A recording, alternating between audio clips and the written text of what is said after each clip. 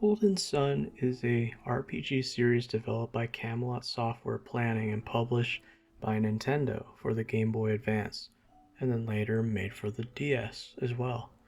Here are some of the interesting facts about the games and why they're noteworthy. 1. The graphical revolution for the Game Boy Advance.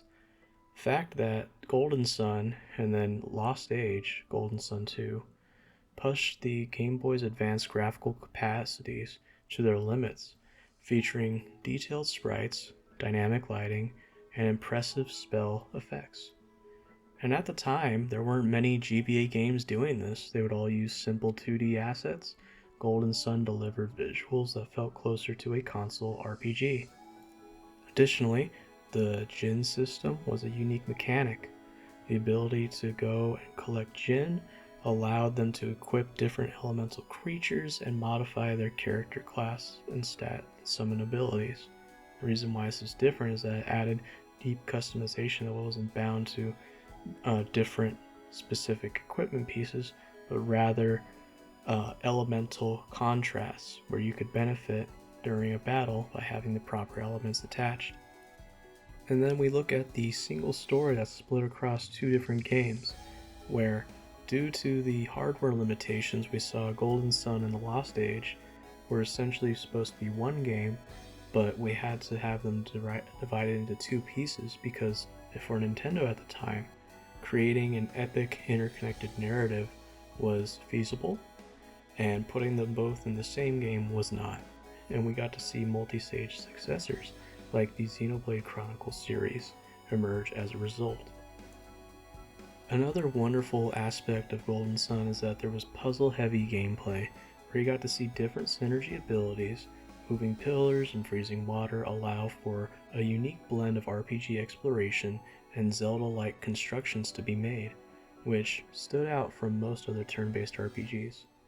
And also, as a result of all these wonderful little things, created a cult following and demand for a sequel, which it did get in the form of Dark Dawn, but unfortunately it underperformed, and it didn't live up to the expectations of Golden Sun or the Lost Age. And the reason why that matters is that we still see it in frequent mentions in Nintendo Direct wishlists, and it has a legacy of being one of the 2000s early RPG innovations.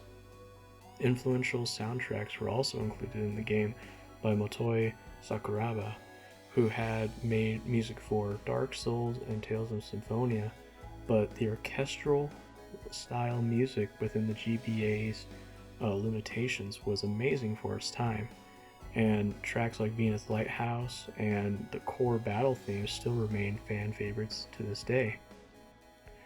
We even see characters from Golden Sun popping up out there, like Isaac in Super Smash Bros. Ultimate being featured, since he was the core protagonist of the original series.